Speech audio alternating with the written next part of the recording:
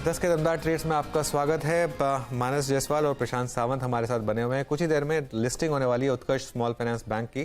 Pre open में तो अच्छी लिस्टिंग हुई उसकी। अब एक्चुअल ओपनिंग में देखते हैं, ध्यान रखिए 100 गुना से ज़्यादा ये इशू सब्सक्राइब हुआ था।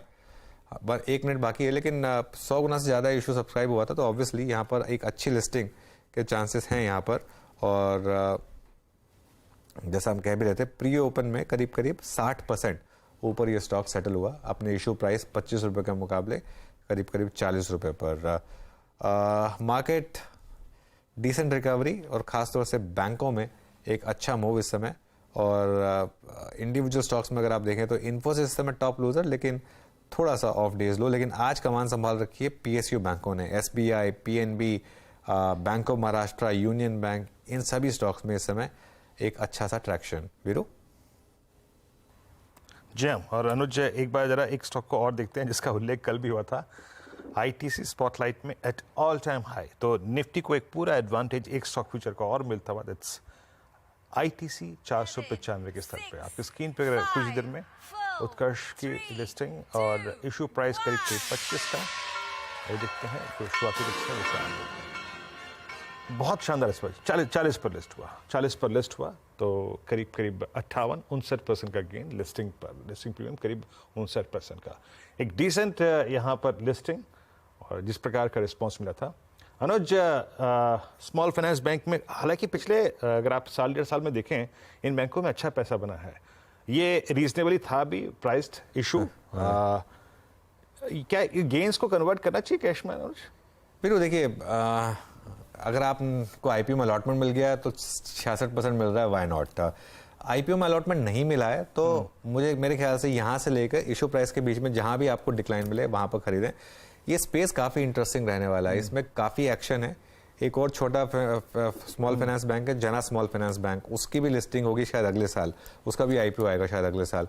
यहाँ पर बहुत बड़े बड़े इन्वेस्टर्स ने बहुत अच्छे मतलब पूरे स्पेस में अच्छी पोजिशनिंग की है। वो क्लियरली ये एक स्पेस बन रही है जहां पर मार्केट को लग रहा है, मार्केट अब क्या करना तलाश कर रहा है कि नेक्स्ट बिग थीम क्या होगी। उसमें स्मॉल फाइनेंस बैंक एक थीम बनकर आ रही है और इसके लिए जैसा आपने बोला एक अच्छा इशू आया, अच्छी प्राइस पर आया, इसके लिए यहाँ पर ट्रैक्शन आ गया। लेकिन अगर आपको लिस्टिंग गेन मिल गए हैं 50-60% तो वाई नॉट, एक बार लिस्टिंग गेन तो बुक कर ही लेने चाहिए। नहीं मिला तो फिर आपको कहाँ लेना है? मेरे ख्याल से यहाँ से लेके इशू प्राइस के बीच में कहीं भी मिल जाए तो वो ठीक होगा फिर। ओके, री एंट्री के लिहाज से वो प्राइस ठीक होगा। हमारे साथ प्रशांत हैं इस वक्त और साथ ही साथ मानस हैं। मानस, आपके 2 ट्रेड्स क्या रहेंगे इस वक्त के? देखिए, सबसे पहले तो सिटी यूनियन बैंक में खरीदारी करेंगे। सीयूबी ने एक फ्रेश ब्रेकआउट दिया है, इसे आप ट्रायंगुलर पैटर्न का ब्रेकआउट कह सकते हैं।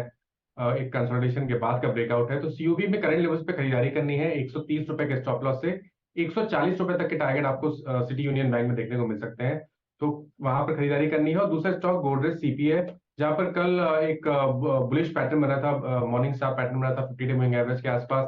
20 डे मूविंग एवरेज को स्टॉक ने रिगेन कर लिया था। आज के पैटर्न भी बहुत पॉजिटिव है। मेरा समझना है कि करंट लेवल्स पे भी आप गोदरेज सीपी में खरीदारी कर सकते हैं। 1060 के स्टॉप लॉस से आपको खरीदारी करनी है और 1100-1110 तक के टारगेट आपको गोदरेज सीपी में भी देखने को मिल सकते हैं। ओके, 2 ट्रेड्स आपके प्रशांत हो गए, ये मानस हो गए। प्रशांत, आपके 2 ट्रेड्स? जी वीरू जी, जो 2 ट्रेड्स में ट्रैक कर रहा हूँ, तो एक होगा M&M financial, Mahindra and Mahindra financial. यहाँ पे स्टॉप लॉस स्पॉट में 313 का होगा। जो टारगेट में देख रहा हूँ करीबन 335, एक बहुत अच्छे सपोर्ट पे आया और इस सपोर्ट से बाउंस कर रहा है। तो यहाँ पे मुझे लग रहा है एक near the support buying opportunity है। नेक्स्ट पिक होगा एफएमसीजी से जुबिलेंट फूड्स।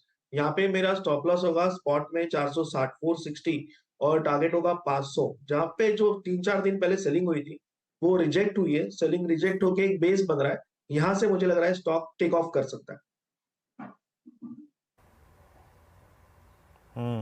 जुबिलेंट फूड आप पिक करते हुए आज 470, 485 के जोन में। तो यहाँ पे 4 ट्रेड्स हुए मानस के प्रशांत के। एक बार इंडिसेस को देखते हैं और फिर चलते हैं आज के बिग इंटरव्यू पर की तरफ। आपकी स्क्रीन पे निफ्टी संभलता हुआ 19853, बैंक निफ्टी अभी भी 46,000 की ट्रैजेक्टरी के ऊपर। और एक बार यूएसएल लेके आइएगा, स्ट्रॉन्ग नंबर्स थे, हालांकि कुछ ट्रिगर्स थे उसके पीछे, सिंक हुआ लेकिन फिर डे हाई की ट्रैजेक्टरी में आके ट्रेड करने की कोशिश करता हुआ। बहरहाल बिग मार्केट वॉइसेस की कड़ी में, मार्केट गुरु की कड़ी में हमने बहुत सारी इंटरव्यूज़ देखे हैं, लेकिन इस कड़ी में आज एक और ख़ास शख्सियत से मुलाकात करेंगे आप। वाइट ओक कैपिटल के फाउंडर प्रशांत खेमका से बातचीत करी अनुज ने, CNBC आवाज के मैनेजिंग एडिटर ने। एग्जैक्टली उनकी बातचीत में क्या था, बाजार के ये लेवल्स कितने रिस्की हैं और यहाँ से कितना रिवॉर्ड खुला हुआ है, इस पूरे इंटरव्यू को देखिए कुछ देर में। ये खास बातचीत अनुज के साथ प्रशांत खेमका की।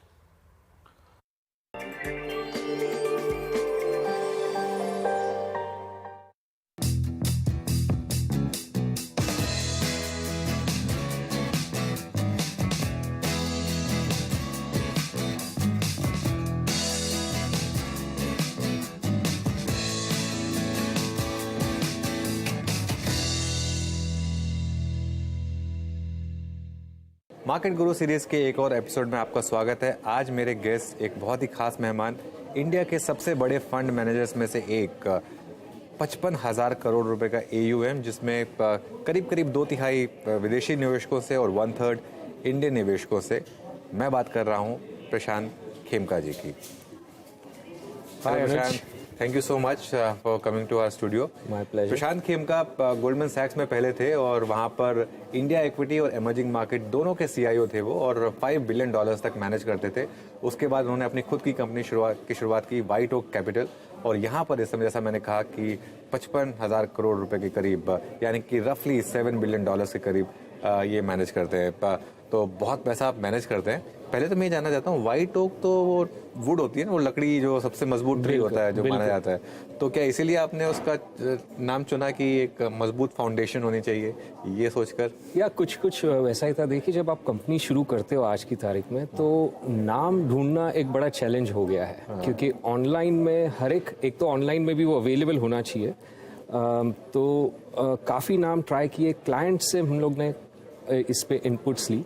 तो फॉरेन क्लाइंट्स को ज़्यादातर इंडियन ओरिएंटेड नाम पसंद थे और इंडियन क्लाइंट्स को फॉरेन ओरिएंटेड क्लाइंट्स पसंद। मुझे हमेशा पेड़ पे रखना था नाम, क्योंकि इन्वेस्टिंग एक पेड़ की तरह होता है। आप बीज आज बोते हो और सालों बाद में वो बड़ा पेड़ की तरह हो जाता है। हजारों गुना आपका इन्वेस्टमेंट जो है सैकड़ों टाइम, हंड्रेड्स ऑफ टाइम्स या मोर मल्टीप्लाई हो सकता है, जस्ट लाइक अ ट्री।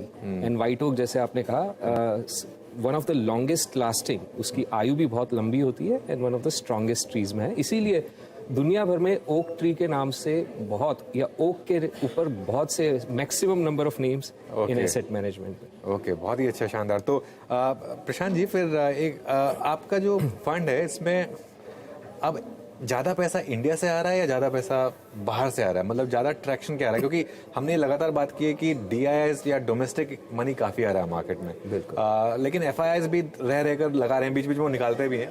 तो ज़्यादा पैसा आपको कहाँ से आ रहा है?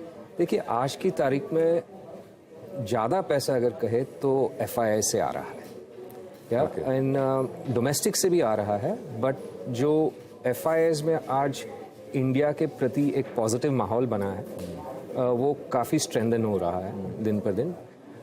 मैंने देखा है, एंड ऑब्वियसली मैं FIIs के साथ पिछले कई बरसों से डील करते आ रहा हूँ। तो ऐसा जो पॉजिटिविटी थी, वो पिछली बार जो है 2006, 2005, 6, 7 के दौरान मैंने देखी थी, जब वो ब्रिक का फिनोमिनन था, पूरे ग्लोबल बॉयंसी थी। तो इंडिया को कई चीज़ों की इस वक्त कई डेवलपमेंट्स के फ़ायदा हो रहा है। एक तो जो चाइना के प्रति आज काफ़ी निराशा है। मार्केट्स ने भी परफॉर्म नहीं किया है, इंडियन मार्केट ने बेहतर परफॉर्म किया है। दूसरा, ये तो मार्केट के लोगों की बात होगी, बट अगर आप रियल वर्ल्ड में भी देखो, चाहे जियोपॉलिटिक्स हो या कॉर्पोरेट वर्ल्ड में देखो, तो दुनिया की बड़ी से बड़ी कंपनियां तो डर रही हैं आज से। वो चाइना से OnePlus जो कह रहे लोग, एक सप्लाई चेन डाइवर्सिफिकेशन के लिए उनके मैनेजमेंट्स को पूछा जा रहा है। बोर्ड्स में बोर्ड मेंबर्स पूछ रहे हैं कि आपका क्या प्लान है। इन्वेस्टर्स कंपनी के अर्निंग्स कॉल और कॉन्फ्रेंसेस में पूछ रहे हैं आपका क्या प्लान है। अगर कुछ रूस और यूक्रेन में जैसा हुआ, या कोविड की तरफ फिर से कुछ सप्लाई डिस्ट्रप्शन हो गया चाइना में, तो कैसे आप बिजनेस कंटिन्यूटी प्लानिंग का विचार करें। तो उसमें कई देशों को जो इससे फायदा हो रहा है, उसमें India one of the key ones है, क्योंकि इंडिया का डोमेस्टिक मार्केट भी बहुत लार्ज है। तो एक फ्रॉम एवरी एंगल, एक तो geopolitically India is now considered safe haven, which is one of the few times that India can claim that, or has been able to claim that status globally. And real world में आप corporate around the world एक positive जो माहौल बना है उसके that feeds into the market positivity. तो प्रशांत जी, अब मार्केट काफ़ी चल चुका है, वन वे में एक रैली आई है। हालांकि कई लोग कह रहे हैं कि हम क्योंकि स्टार्टिंग पॉइंट एक ले लेते हैं, इसके लिए शायद वो हमारा व्यू कलर कर देता है। 18 महीने पहले भी हम 18,000 समथिंग पर ही थे। आपके हिसाब से जो पेस ऑफ द रैली रही है, इससे थोड़ा डरने की ज़रूरत है या ये part of the market games, market cycles का पार्ट है? देखिए, मार्केट एक ऐसा मैकेनिज्म है जो extraordinary value over time create करता है और किया है। इंडियन मार्केट ने किया है, यूएस मार्केट ने किया है, and most of the markets ने किया है, जब some exceptions are there. But इसकी एक ये खूबी है या शॉर्टकमिंग है कि वो स्ट्रेट लाइन में नहीं जाता। हाँ। कई बार बरसों का रिटर्न चंद दिनों में आ जाता है और कई बार बरसों तक कोई रिटर्न नहीं आता। वो एक कोई तो एक रिलेटेड सेइंग है ना, पल में युग युग बीत जाते हैं और नहीं तो सालों तक कुछ नहीं होता, कुछ ऐसा ही कोई है। वैसा वो मार्केट पे बहुत सही बैठता है। तो इसलिए जैसा आपने कहा 18 महीने पहले भी यही था। अगर आप ट्रेलिंग 5 ईयर, ट्रेलिंग 10 ईयर आप रिटर्न्स देखें तो they are in low double digit range. कुछ दिनों से यहाँ वहाँ हो सकता हूँ मैं, तो that is not a hyperbolic rise of any kind. अक्टूबर 2021 में भी हम करीबन यहीं पे थे। पिछले 5 साल का आप रिटर्न देखो तो वो करीबन 10-11% ही है। तो ऐसी कोई मुझे डर वाली बात आज तो नहीं दिखती। बट हालांकि ये भी कहूँगा, मुझे डर वाली बात कभी दिखती नहीं। ये बहुत अच्छी बात की आपने, एकदम फेयरलेस हैं आप। तो अच्छा, एक जो अब मार्केट को लेकर एक धारणा बन रही है कि अब इलेक्शन की तरफ जा रहे हैं और आप इन साइकिल्स को आपने काफ़ी अच्छे से स्टडी किया है, तो यहाँ से लेकर अब इलेक्शन तक आपके हिसाब से मार्केट में किन तरीके की साइकिल्स में या किस तरीके के सेक्टर्स में पैसा बनेगा? एक अगर पास्ट हिस्ट्री को एक एनेक्डोटल एविडेंस माना जाए तो देखिए, अगर आप पास्ट हिस्ट्री भी देखोगे तो उसमें से कुछ भी ऐसा निकल कर नहीं आएगा जिससे ये पता चले कि किस सेक्टर्स में निवेश किया जाए अगले 8-9 महीने में। हर बार इलेक्शन के पहले आप दूसरे सेक्टर्स जो होंगे वो परफॉर्म करेंगे या नहीं परफॉर्म करेंगे। तो उससे कुछ ज़्यादा आप विश्लेषण करके फ़ायदा नहीं कर सकते हो अपने क्लाइंट्स का। हाँ, जब हमारे ग्लोबल क्लाइंट्स पूछते हैं कि आज की तारीख में आपको सब कुछ पॉजिटिव दिख रहा है इंडिया के बारे में, कोई रिस्क क्या लग रहा है, किस चीज़ से हमें चौकन्ना रहना चाहिए, तो मैं यही एक कहता हूँ जो ग्लोबल रिस्क्स है वो तो सबको पता है and they are well discounted and understood. एक रिस्क ये है जो सेंट्रल इलेक्शन का रिस्क है। वी हैव सीन हिस्टोरिकली के इलेक्शन के दौरान थोड़ी वॉलेटिलिटी होती है। 2004 में, 2009 में सर्किट भी लगे थे, एक बार डाउन सर्किट, एक बार अप सर्किट, एक बार डाउन सर्किट। तो वो उस वक्त होता है जब मार्केट की एक धारणा होती है इलेक्शन आउटकम क्या होगी और मार्केट उस धारणा से कंफर्टेबल होता है। वो एक लेवल जो market going into the election results, वो धारणा मार्केट में रिफ्लेक्टेड होती है।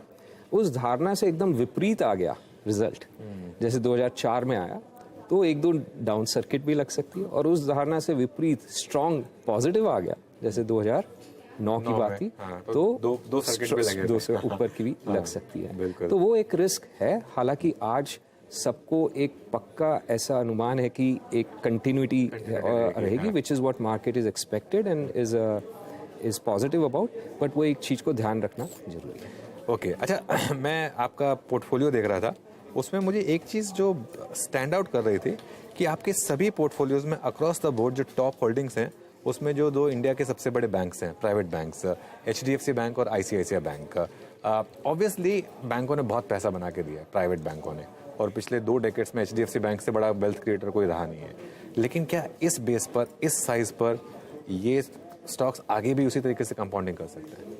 बिल्कुल, आपने बहुत मज़ेदार बात है कि आपने अभी अपने इलेक्शन की अपर सर्किट लोअर सर्किट की बात की और आपने 2 बैंकों का बात किया। मुझे याद आ गई 2004 में जब लोअर सर्किट लगी थी तो ADRs भी 10, 15, 20% डाउन थे, और ये 2 HDFC बैंक और ICICI बैंक के जो ADRs है वहाँ पे जो भी बचा कुचा पैसा ऑलरेडी इंडियन मार्केट में नहीं लगा था वो मैंने इन दोनों ADRs में तब भी लगाया था। तो इसका अगर मैं आगे इसको लूँ तो ये कहना चाहूँगा कि हमें, हमारी टीम को financial sector, private sector, financial sector, obviously banks है, नॉन बैंक्स फाइनेंसिंग कंपनीज है, and also non lending companies है, market intermediaries, in segments of the market में हमेशा काफ़ी अच्छी निवेश की अपॉर्चुनिटीज़ मिली है। हाँ, और आज भी वो उसमें कोई चेंज नहीं आया है। तो मैं इंडिविजुअल नामों पे बात नहीं कर सकता, बट हाँ, कई कंपनीज है, कई बैंक्स है, प्राइवेट सेक्टर एंड कई नॉन बैंकिंग फाइनेंशियल कंपनीज है जो आज भी टीम अच्छी मात्रा में ओन करती है। और धारणा यही है कि ओवर टाइम ये स्ट्रॉन्ग आउट परफॉर्मेंस डिलीवर करेगी, नॉट जस्ट बिकॉज इन्होंने पास्ट में आउट परफॉर्मेंस डिलीवर किया है, बट आज इनकी जो प्रॉस्पेक्ट्स है, इंडियन इकोनॉमी लो डबल डिजिट ग्रो कर रही है, क्रेडिट पेनिट्रेशन इंक्रीज हो रहा है, तो credit growth is low to mid teens, और जो प्राइवेट सेक्टर बैंक्स है वो निरंतर मार्केट शेयर गेन कर रही है। तो high teens to 20+% growth for some of these private sector financials is reasonable to expect, and because जो market structure कुछ ऐसा है कि unlike US या Western Europe जहाँ पे cut throat competition है, इसलिए वहाँ पे lending institutions को excessive risk लेना पड़ता है to generate that ROA and ROE. ROA के लिए operating risk लेते हैं excessive, और ROE के लिए leverage ज़्यादा रहते हैं। इंडिया में चाहे कितना भी कोई कह ले कि कंपेटिटिव है बैंकिंग सेक्टर, वेस्टर्न यूरोप और यूएस के मुकाबले still it is a very profitable enterprises, these are, and margins profitability हमारे हिसाब से वो बनी रहनी चाहिए। तो at a strong growth you can generate very robust ROE in the high teens or so for yet many years to come. And valuations जो है आज काफ़ी टाइम करेक्शन हो गया उनको, इतने जो प्राइस टू बुक पे अगर आप इनको वैल्यू जैसे आमतौर पे प्राइस टू बुक पे किया जाता है, वो ऑब्वियसली क्योंकि पिछले कई सालों से ग्रोथ कम हुआ है, तो वो अभी प्राइस टू बुक भी काफ़ी ग्लोबली, अगर आप देखिए हमारा ग्लोबल इमर्जिंग मार्केट फंड भी है, तो ग्लोबली अगर हम कंपेयर करते हैं इन बैंकों को विद अदर इमर्जिंग मार्केट्स और डेवलप्ड मार्केट्स, तो इतना स्ट्रॉन्ग फंडामेंटल्स और ऐसे अट्रैक्टिव वैल्यूएशंस हार्डली कहीं मिलते हैं। तो लेकिन PSU बैंकों में आप वैल्यूएशन कंफर्ट के बावजूद पैसा नहीं लगाएंगे, अभी भी आप प्राइवेट में ही प्रेफर करेंगे, इसका मतलब? देखिए, हमारी टीम कई बार इन्वेस्ट करती है अक्रॉस, तो मैं ऐसे ब्लैंकेट नहीं कह सकता कि PSU बैंक्स में, बट हाँ ये जरूर कह सकता हूँ ज़्यादातर इन्वेस्टमेंट प्राइवेट सेक्टर में रहता है, बट यस, हम लोग PSU बैंक्स भी इवैल्यूएट करते हैं, and from time to time जब मौका मिलता है तो टीम निवेश जरूर करती है। आपकी पोर्टफोलियो में एक बहुत बड़ा हिस्सा IT का है, और उसमें ऑब्वियसली इन्फोसिस तो स्टैंड आउट करता ही है, लेकिन मिड कैप IT में जैसे परसिस्टेंट एक बहुत बड़ा आउट परफॉर्मर रहा है, इवन IT के डिक्लाइन में इसने पार्टिसिपेट नहीं किया, कोफोज भी 52 वीक हाई के करीब ही है। तो ये जो डायकॉटमी बनी पहले, तो इसको आप किस तरीके से देख रहे हैं, large cap versus mid cap IT? क्यों मिड कैप IT इतना नहीं गिरा जितना लार्ज कैप IT गिरा, और क्यों अब लार्ज कैप IT खराब नंबर के बावजूद चल रहा है?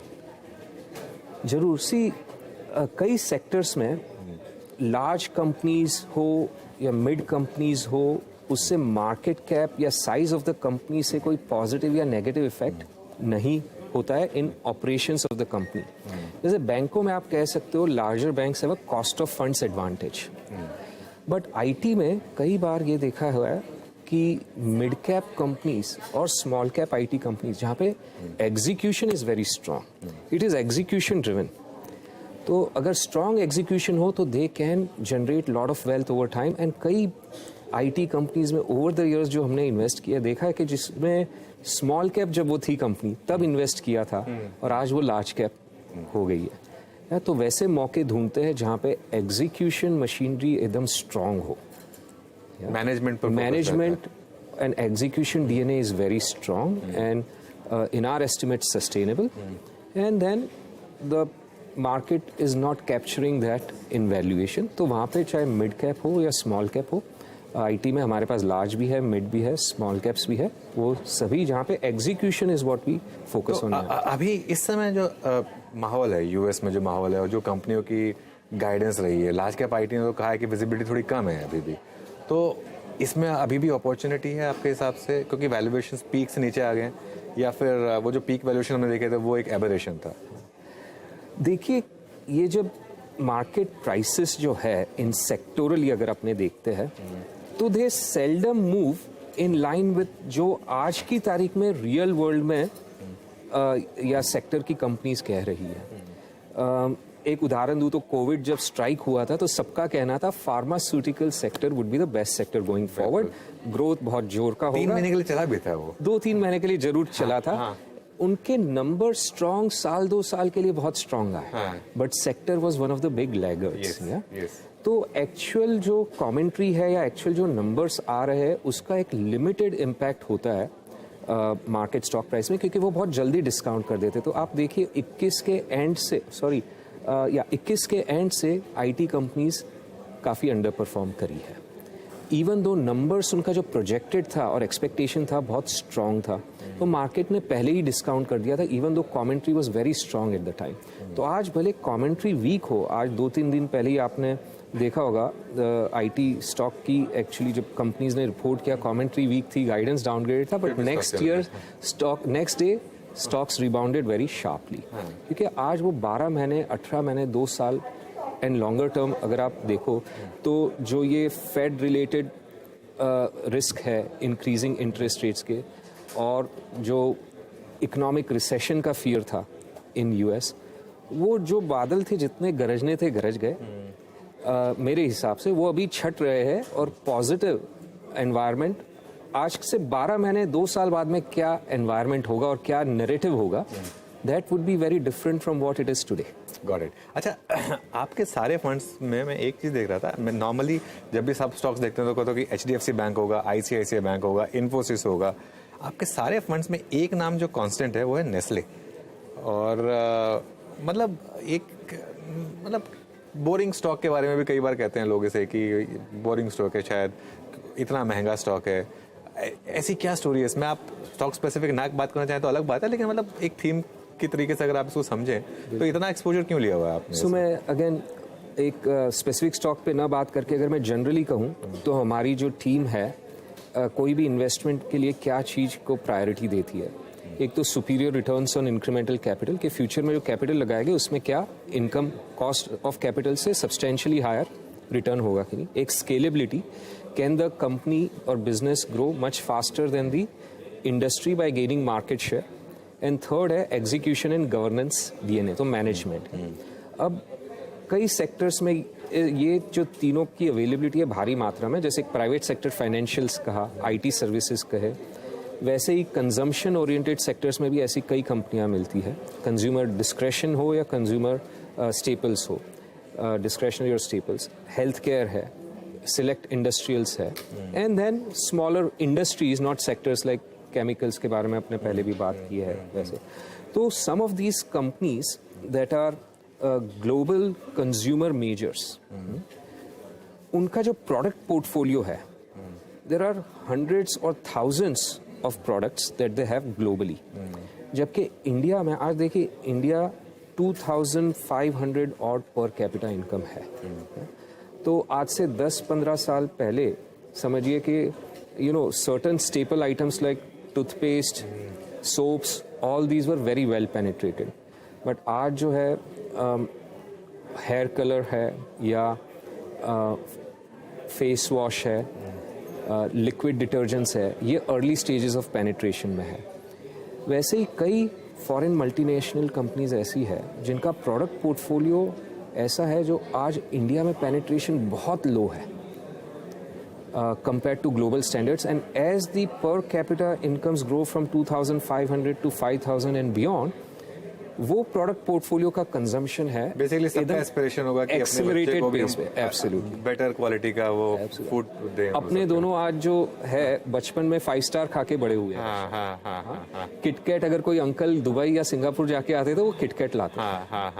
आज वो लिंट खाना है। आज इंडिया में उनका कंजम्पशन आम हो गया है या आम हो रहा है। तो वो जो पोर्टफोलियो जिस कंजम्पशन कंपनी का वो 2500 to 5000 की जो ये पर कैपिटा इनकम में एक्सेलरेटेड पेस पे प्रोडक्ट इंट्रोडक्शंस आ सकते हैं और ग्रोथ हो सकता है, वैसी कंपनियों को हम ढूंढ रहे हैं। और प्राइसिंग पावर भी बहुत ज़बरदस्त है ऑब्वियसली। अच्छा, एक सीवी फाइनेंसिंग में आपने एक बड़ी बेट ली है।